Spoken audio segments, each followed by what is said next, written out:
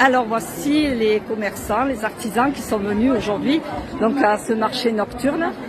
Et je suis toujours en compagnie de Camille. Oui. Pour nous parler un petit peu. Comme vous disiez, il y a beaucoup d'exposants qui ont répondu présent. On a en tout 52 exposants. Donc voilà, on a de l'artisanat, des jolis produits tout faits main, voilà, par mesdames et messieurs. Il y a aussi les messieurs de l'autre côté. Et donc là, dans le centre du village, on a vraiment misé sur le côté artisanat. L'alimentaire, c'est dans une autre rue, à part, comme on disait tout à l'heure.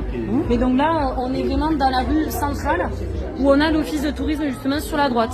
Donc vous voyez, on a même de tous les âges qui sont à l'œuvre ce soir. De l'origami, notamment. Voilà. Bonsoir. On a des bijoux, des petites décos.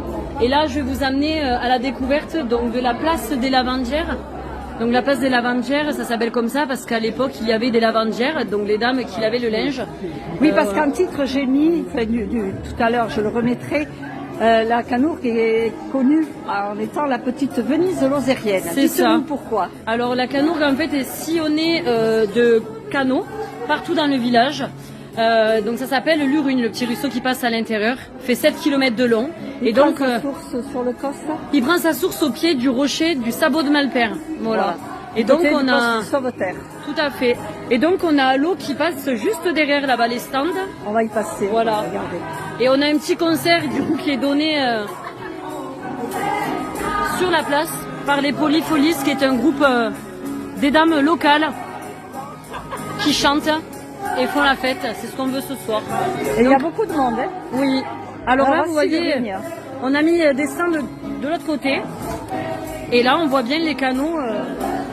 Là, ce sont des sculptures en pierre qui ont été réalisées il y a déjà quelques années. Voilà. Alors l'artiste maintenant n'est plus en Lozère. On ne sait pas qu'est-ce qu'il est devenu. Mais à l'époque, on en avait davantage, l'eau ayant fait travail. Mais voilà, maintenant on en a un peu moins, mais c'est ce qui fait le charme aussi. Et là, vous avez une très belle maison typique de la Canourgue. Ouais, très ancienne. Voilà. Ancrée rouge pour certaines. Tout à fait. Voilà, on repart. Donc, si vous le voulez bien, on va aller sur la place du Portalou, qui est une autre place principale à la Canourgue, où on va retrouver de l'artisanat. Alors, on va partir On se retourne. Cette petite rue.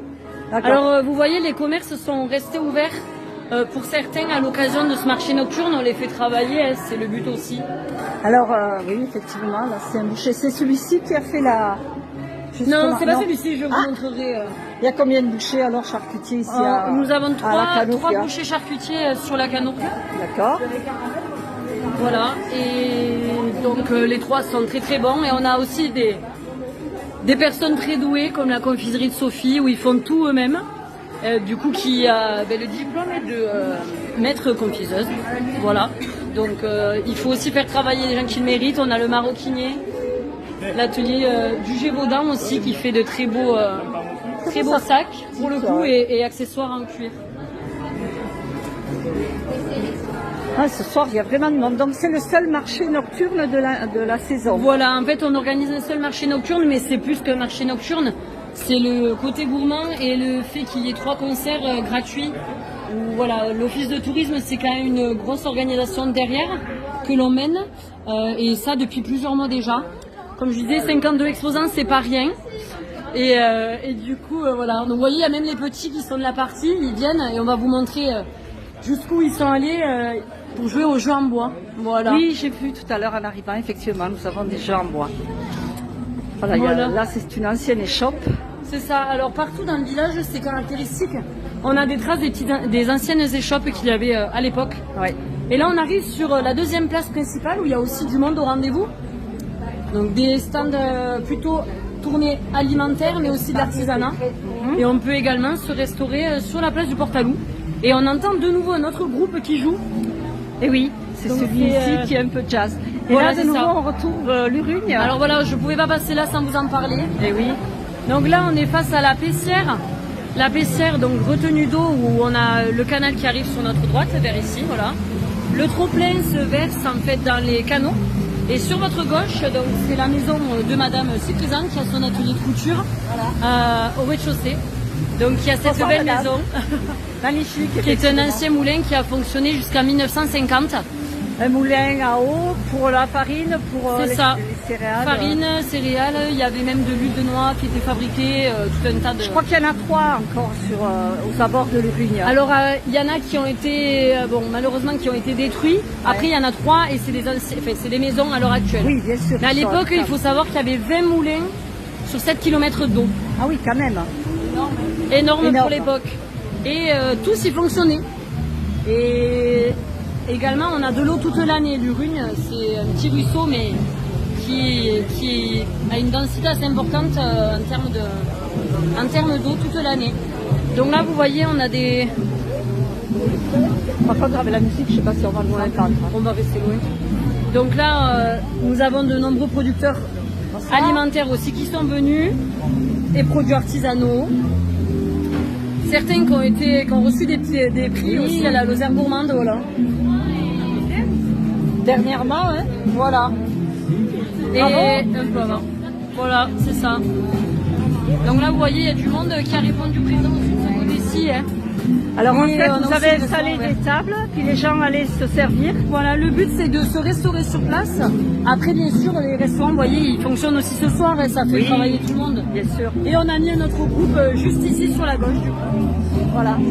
Donc le but de ce marché c'est de faire travailler vraiment les artisans locaux, les commerçants et de faire une soirée unique l'été. Et comme je disais, l'office de tourisme, bon, avec la saison on ne peut pas se permettre. Alors on verra l'avenir, hein, mais voilà, on ne peut pas se permettre d'en faire 2-3 dans l'été parce que c'est beaucoup d'organisation. Et comme vous voyez là, vu le monde qu'il y a, une fois c'est déjà Alors c'est super. l'office du tourisme et en fait, vous me l'avez intitulé comment De l'Aubrac aux Gorges du Tarn. Voilà. Parce qu'on a plusieurs bureaux, notamment de la Canourgue, et on va jusque notamment aux vignes dans les Gorges du Tarn. Et au col de Bonneconne sous l'Aubrac, on a plusieurs bureaux, ouverts toute l'année et certains en saison. Là, Voilà. vous voyez, on a des gourmandes de l'office de tourisme, juste devant. Voilà. C'est ça que je vois. Qui se restaurent avant de retourner travailler, elle fait une petite pause. Et donc là, on a un food truck où il n'y a que des bons produits. Ah. Ah bah alors, ouais, trop de monde, voilà. Comme quoi le succès. Le succès, vous voyez, et tous ils sont satisfaits. Je refais voir un petit peu ce. Donc là, on a l'eau aussi qui passe au bord des commerces. Donc ça, c'est vraiment typique de la Canourgue. Et là, on arrive sur la belle place du Pré commun qui a été refaite. Là, il y a un an tout pile, les derniers travaux s'achevaient. Sachant que les petites retouches, voilà, les peintures, il y en a qui ont été faites là il y a peu de temps. Et vous voyez, on propose également des jeux en bois pour petits et grands. On voit que ça plaît à tout le monde. C'est En vrai. libre accès toute la soirée. Voilà. Voilà, c'est gratuit. Avec la belle et- vue sur le rocher de Roqueprince là-haut en face et la place de Pré-Commun. Voilà, qui est le cos du Sauveterre. Là-haut, c'est la limite en fait avec le cos de Sauveterre. On avance jusqu'à la fontaine. Voilà. Et pour les plus courageux d'entre vous, si ça vous dit, tout en haut, il y a une via ferrata. Et il y a un golf ici aussi. Et on a également un golf à la Canourgue, oui, un golf 18 trous. Et Voilà. la tour de l'horloge, elle est derrière nous. je Alors crois. oui, on va pouvoir aller la voir si vous voulez pour terminer la vidéo. Oui. On peut y monter, bien sûr, avec plaisir. Donc toujours, alors ce sont des producteurs, des artisans, normalement locaux. Voilà. Au plus possible que de Lozère à Aveyron. Alors, Sachant, attendez. On va s'approcher juste un peu de Oui. la fontaine malgré tout. Vous pouvez nous en parler de cette fontaine ou Alors, la elle a fontaine, toujours été là? La fontaine, elle daterait à peu près, hein, parce qu'il y a beaucoup de mystères à la Canourgue, du XVIIIe siècle. Voilà. Après, elle servait à l'époque notamment pour que les vaches, parce qu'elle est plus haute, s'abreuvent. Ici, le pré commun, ça signifie que c'était un pré commun à l'époque. Oui, oui. Vous verrez un peu mieux. Mais donc le pré commun était... On va pas vous entendre. Pardon, le pré commun est rempli. Enfin, à l'époque, il y avait beaucoup d'herbes partout, forcément, et les vaches pouvaient venir boire ici. Ça Et donc, breuvait ici autour de cette fontaine. les brebis et chèvres dans l'Urugne qui longent la place depuis toujours. Voilà. Et donc là, c'est la direction Des Gorges du Tarn, des Gorges du Tarn pour En face. aller jusqu'à la Malène. la Malène, Saint-Énimie, les Vignes. Ouais. Et de l'autre côté, plutôt direction l'Aubrac. Et de là, on voit la belle tour que Ah, on ben va voilà. aller voir. Si c'est Là, pas on trop va y loin. être, en 40 secondes environ. Ok, bah écoutez, c'est parfait. J'espère qu'on va vous entendre. Là. Normalement. On va voir. J'ai la voix qui porte. Oui, c'est vrai, mais avec la musique, je sais pas ce que ça va donner, mais bon. En attendant, c'est très gentil à vous de m'avoir accompagné pour la place du village. C'est avec On plaisir. a fait un petit direct vraiment très bref parce que au départ je pensais que ça passe et puis j'ai perdu la connexion. Et donc Et je c'est ferai ce reportage un peu plus tard. C'est vrai Et que là, dans les alors, petites et rues, là, tout ne et là, capte c'est pas. quoi cette belle Donc à bâtisse, là l'époque, il y avait beaucoup de maisons nobles et à la Canourgue, même les maisons que vous avez en face. Des maisons nobles, oui, Des absolument. grandes maisons. Plus on était riche, forcément, plus on faisait des grandes maisons. Ouais. Et donc Il y avait des maintenant, tisserands, non? alors à l'époque, il y avait donc en plus des moulins en amont, on avait un commerce autour de la laine, mais ça s'est terminé à cause de la peste dans les années 1720 environ. Oui, j'ai vu Donc 16e siècle, on avait commerce autour de la laine et avant, on avait un commerce autour du cuir. Voilà. D'accord. Donc après ça date maintenant. Voilà. Vous voyez, on a des produits aussi originaux comme les macarons du coup de Gaël Fils qui viennent de l'Aveyron. Où il y a des macarons On est pas très salés, loin de Gaillac, ah oui, d'accord. voilà, des macarons salés et sucrés. Il y en a même au Roquefort pour les fans de Roquefort. Ah bah oui. Voilà. C'est des très bons produits. Et la vache, elle représente quoi, là? Alors là, c'est la vache du magasin qui est juste à côté. Et oui, la maison du fromage. Voilà. C'est pas une vache au bras celle-là. Non, on dirait pas, non. Donc on va monter sur la gauche. Allez. Chez les jeunes.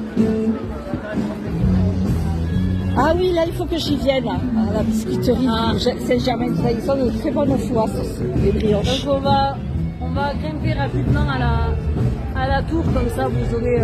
Voilà un aperçu et on terminera notre reportage sur la Canourgue. ça sera La un peu plus Canourgue, calme à ce niveau. on va le situer par rapport à Mende, par exemple. On est à 35 minutes au sud-ouest de Mende. 35 D'accord. minutes. Et on n'est pas très loin donc de Sévrac-le-Château en Aveyron. Un quart d'heure de Sévrac, le château dans l'Aveyron. On n'est pas très loin non plus du Massegros. 20 minutes à peu près, des gorges du temps, on en a une demi-heure. Voilà, on n'est pas loin de Chanac. Et là, vous voyez, mais voilà, vous aurez l'heure. À 9h, 21h, c'est la fin de notre reportage. Alors cette tour, elle reste d'un château, Alors en fait, elle a été construite, si on pourrait dire ça, grâce aux ruines du château qui étaient là avant, jusqu'au XIVe siècle. Il aurait été certainement détruit pendant la guerre des 100 ans, puisque le village de la Canourgue a été fortifié à plusieurs reprises. Et du coup, quand le château, bon, ils n'ont pas reconstruit de château à l'époque, ils ont reconstruit une tour, mais cette tour servirait depuis toujours qu'elle existe uniquement à sonner l'heure. Et pour la petite anecdote, elle est privée. Ok. Voilà, on ne peut pas y accéder. Même moi, je n'y suis jamais allée. Voilà. Donc ça qui fait la c'est une vie. habitation en fait. Voilà, en fait, ce sont des escaliers qui montent jusqu'au niveau de l'horloge. Et derrière la maison, tout ça, c'est privé. Et là, cette place, c'est la place de l'horloge, j'imagine. Alors, ça s'appelle la place de Saint-Étienne, parce que à bon. l'époque, il y avait le château qui s'appelait Château Saint-Étienne, tout simplement. D'accord. Voilà. Et j'ai vu que c'était aussi, ça faisait partie de la baronnie de Cagnac. À l'époque, oui, on était, donc la Canourgue était sous l'autorité de la baronnie, la famille des Cagnac. Cagnac, un petit village à 10 km d'ici. Et d'ailleurs, le logo de la Canourgue, qui est un lévrier et non la bête du Gévaudan, comme beaucoup le pensent, vient de la famille des Cagnac. Il y a une légende derrière ça. Mais voilà, c'est pas la bête du Gévaudan qu'on a sur notre écusson. D'accord.